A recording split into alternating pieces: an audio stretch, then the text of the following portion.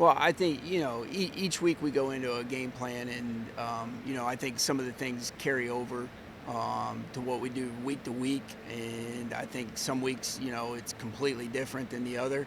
I think, our guys, they played a physical game, they played hard. At the end of the day, you just got to credit Buffalo that they made a few more plays than we did. Did you find yourself involved in less instances of affecting the right it seemed like you had to find the right in the second half. Did you call less instances in the second half of the game? There was a fair amount of pressure. I would say first half, second half, in that game. I mean, in terms of when he asked him about man as opposed to zone, he was implying in his comments that you guys were relying on seeing letting them behind the team in the second half. Maybe particularly was that the case? Yeah, I wouldn't say that was the case.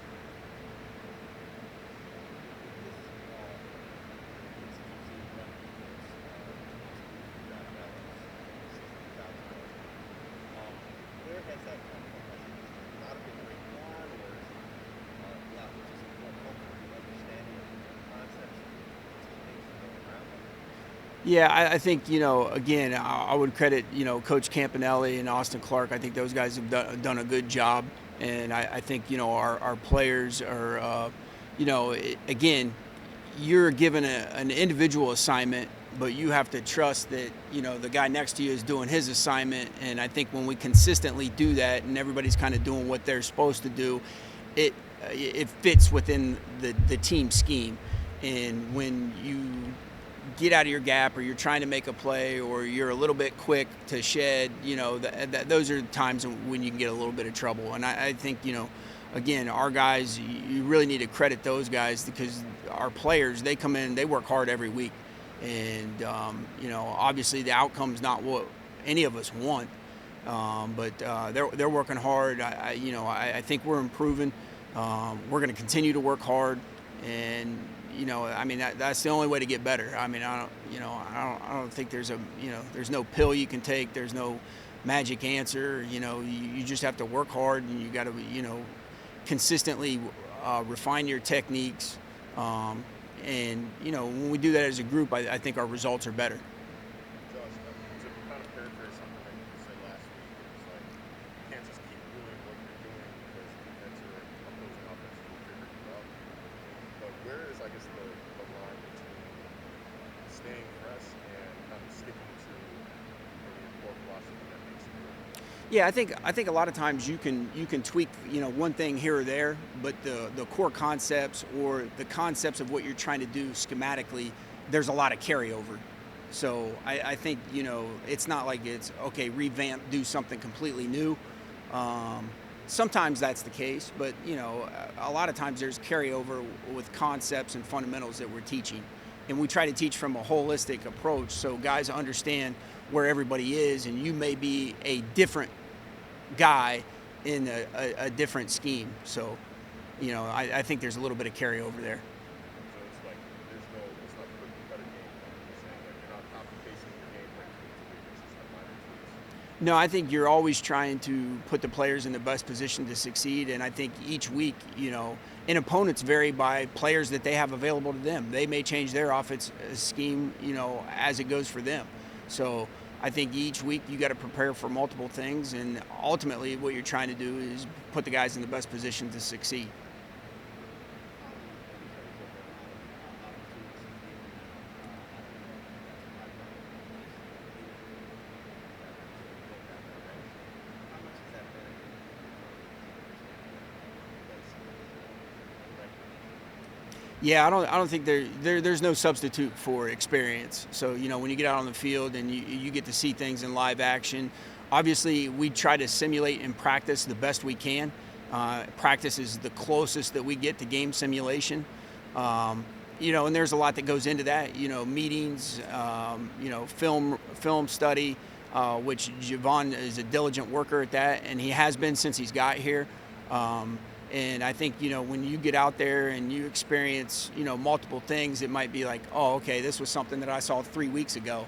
or okay, this is a formation that okay, most teams are likely to do this, and you start to put together a library of, all right, this coordinator likes to do this, or this receiver likes to do this, this tight end will do this formation is kind of this set. There's only a couple things that they do out of it.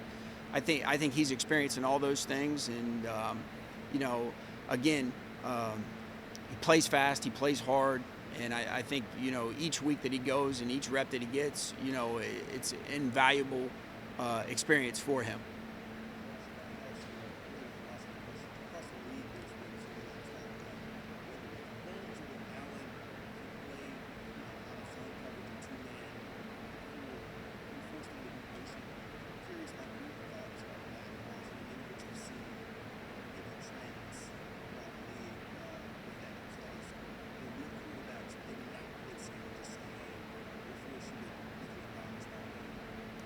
Well, I think ultimately, like against those Josh Allen or Mahomes in particular, what you're trying to do is limit explosive plays. Obviously we gave up the 34-yard run on but from a pass game standpoint, the biggest pass that we gave up was 20 yards. So you're trying to make them earn every yard as they go, and you're trying to make it hard for them. You can't sit in the same thing for experienced quarterbacks in this league, so you got to mix it up on them. And I think the scheme varies from team to team.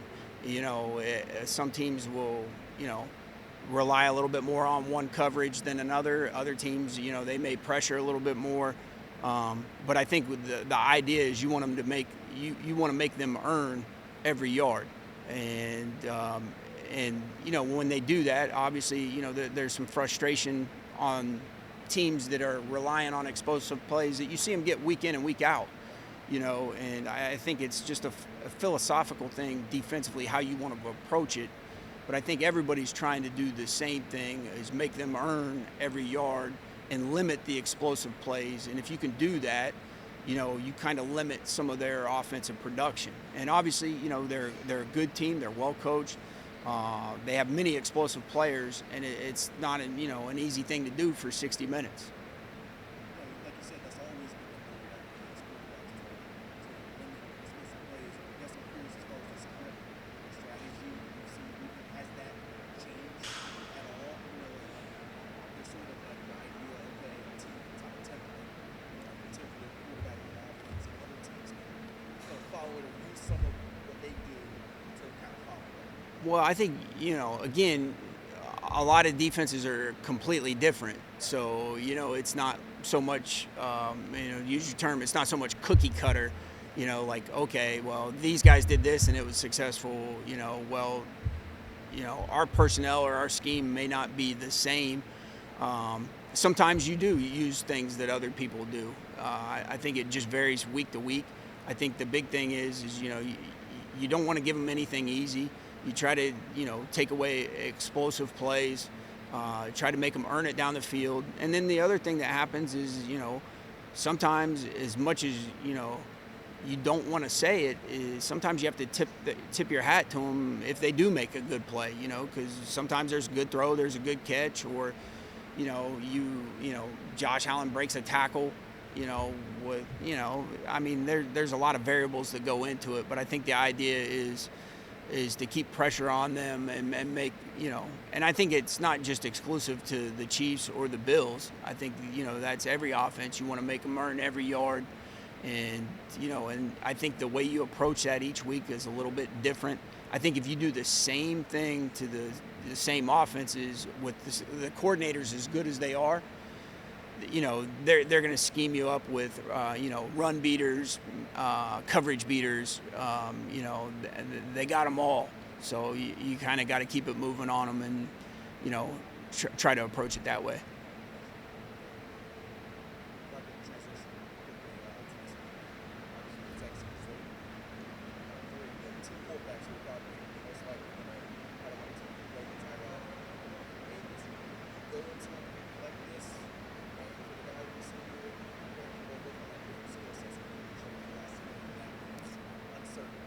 Yeah, and which and it makes it hard, going into the week. But each week you prepare for everybody that's on the roster because I mean you never know what can happen. Like just like defensively, we have contingency plans if we lose a certain guy, that we may have a game plan surrounded by.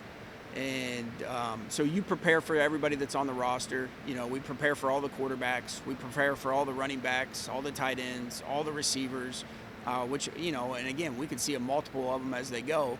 And I would say each week you go into it and you see the inactives and you're like, okay, well, you can cross this off the list or, okay, this guy's up, okay, well, we got to be prepared if they do this, this is our answer to it. So there's a lot to prepare for in a week, but you always have to prepare for everybody that's on the roster. Even, like say it's a backup, just like last week, you prepare for Trubisky as well as Josh Allen, and some weeks it doesn't change as much and some weeks it does. So, I think every week that you go into it, you may lean a little bit more one way or the other, but you have a plan most definitely for anything that you could see.